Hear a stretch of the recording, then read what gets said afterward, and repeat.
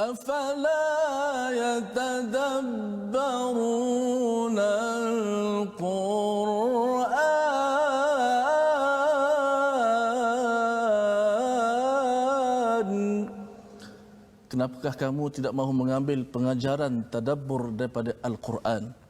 Dengan doa kita, subhanakala ilmalana illa ma 'allamtana innaka antal alimul hakim. Maha sucimu ya Allah, tidak ada ilmu kecuali yang Engkau ajarkan kepada kami, sesungguhnya Engkau yang Maha mengetahui, yang Maha bijaksana. Rabbi zidni ilma, ya Tuhan kami, tambahkanlah ilmu untuk kami. Allahu akbar, Allahu akbar. Dan mari sama-sama kita lihat kepada sinopsis apakah kandungan halaman 116. Bermula daripada ayat 46 hingga ayat 47, kita akan melihat kepada kewajipan kepada kaum Kristian ataupun Nasrani menerapkan hukum berdasarkan Injil. Ya, ini seruan kepada orang Kristian, bagaimana kaitannya dengan kita yang membaca ayat ini. Dan seterusnya pada ayat 48 hingga 50 kita akan melihat bagaimana penerapan hukum berdasarkan syariat Al-Quran, dan Allah mengingatkan jangan kita mencari al-jahiliyah. Apa maksud jahiliyah? Adakah sekadar tidak bijak ataupun bagaimana? Kita akan sama-sama ikuti. Allahumma arhamna bil Quran. أعوذ بالله من الشيطان الرجيم وقفينا على آثارهم بعيسى ابن مريم مصدقا لما بين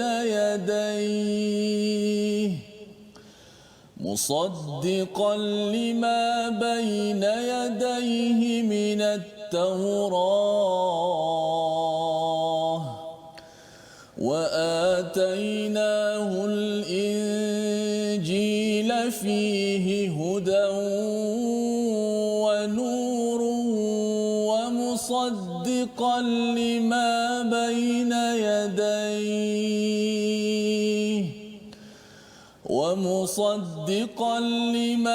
بين يديه من التوراة وهدى وموعظة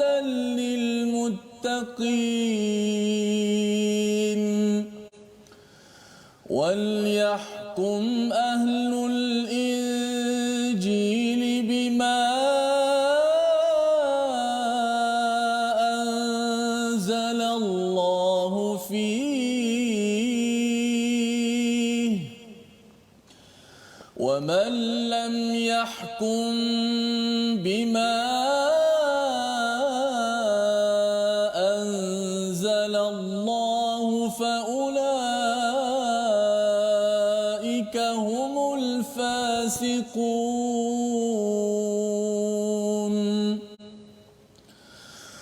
وأنزلنا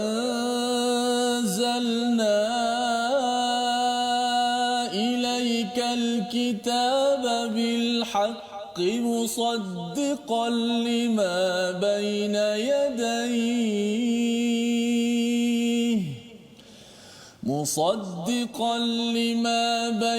يديه من الكتاب ومهيمنا عليه فاحكم بينهم بما أنزل الله ولا تتبع أهواءهم عما جاءك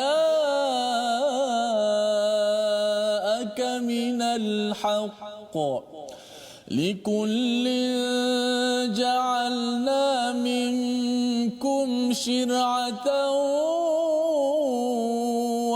ومنهاجا ولو شاء الله لجعلكم أمة واحدة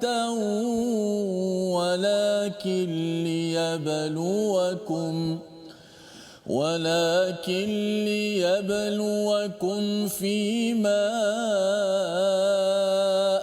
آتاكم فاستبقوا الخيرات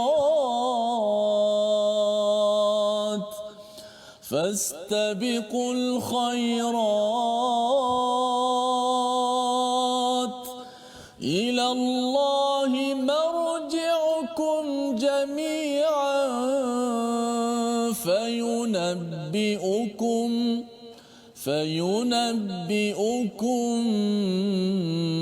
بما كنتم فيه تختلفون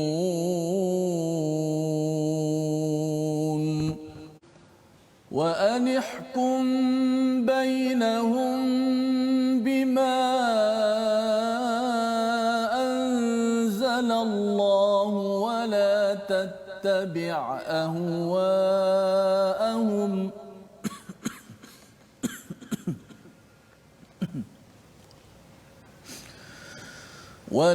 تتبع أهواءهم واحذرهم أن يفتنوك عن بعض ما أنزل الله إليك فإن تولوا فاعلم أنما يريد الله أن يصيبهم ببعض ذنوبهم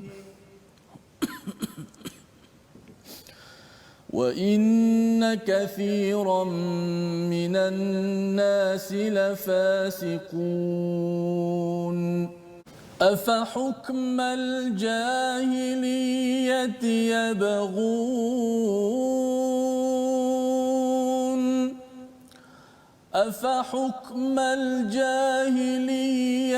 يبغون ومن أحسن من الله حكما لقوم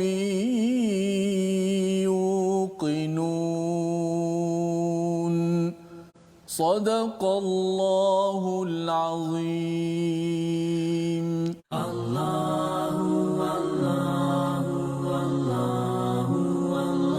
Resolusi kita sama-sama kita lihat.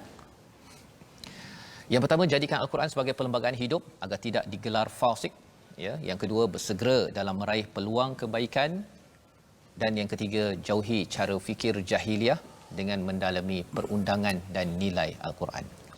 Allah, la ilaha illallah. Perkataan pilihan kita pada hari ini sama-sama kita perhatikan.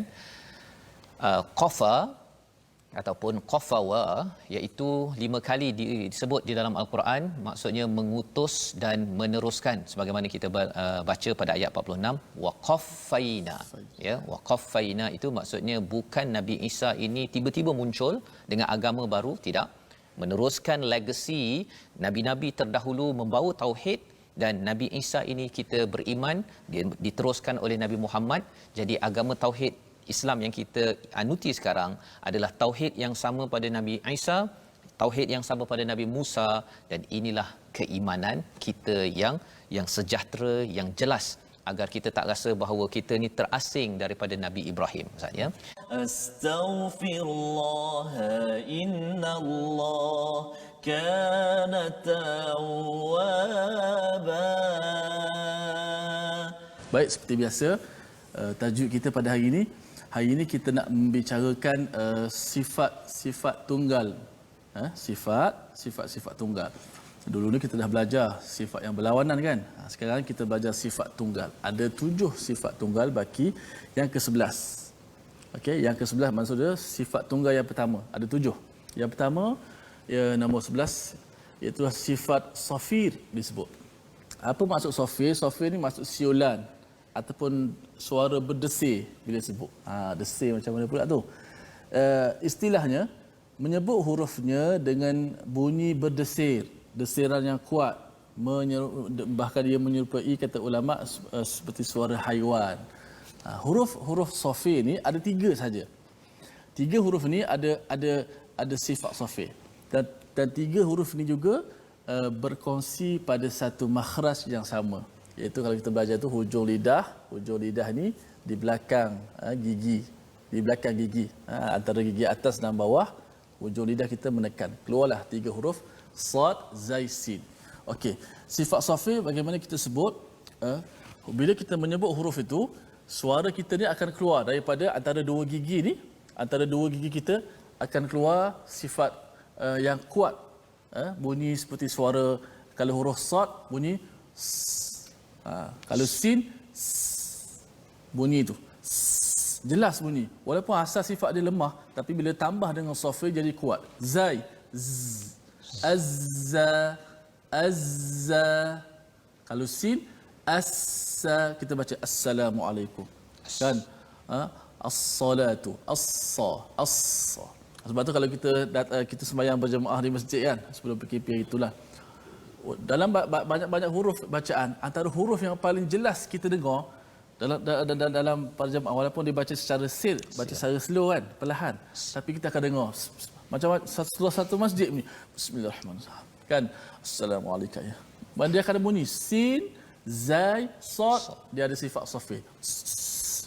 Kalau zai, cara zai lah, zzz, dia akan keluar melalui hujung lidah kita menekan dengan makhraj tadi, dia akan keluar sifat itu melalui 2 gigi kita ni, keluar ke depan. Tengok contoh yang kita lihat pada ayat yang ke-47. Faulaika humul fasiqun. Tengok huruf sikun. Huruf fa dia tak ada safi, tapi dia ada angin. Sin ada angin, tapi sin lebih jelas daripada fa. Cuba tengok, humul fasiqun, lebih jelas sin. Kerana sin dia ada tambah satu sifat lagi, itu sifat safir yang kita belajar hari ini. Kalau mati lebih jelaslah sin tu. Fastabiqul khairat. Tak boleh sebut fastabiqul, tak boleh kan. Kalau kita baca surah Al-Fatihah, ihdinas siratal ihdinas, dia akan keluar hemburan, desiran tu, suara sifat safi itu. Contoh lain, musaddiqan lima baina yadayhi, tu huruf sad. Kemudian huruf zai yang terakhir, wa anzalna. Sebab tu kalau huruf zai yang ada sifat safi ni, dia berbeza dengan huruf zal. Huruf zal yang siratal ladzi kita baca tu, zi, itu bunyi lemah kan, zi. Tapi huruf zai dia kena bunyi jelas, anzalna, za, zi, zu.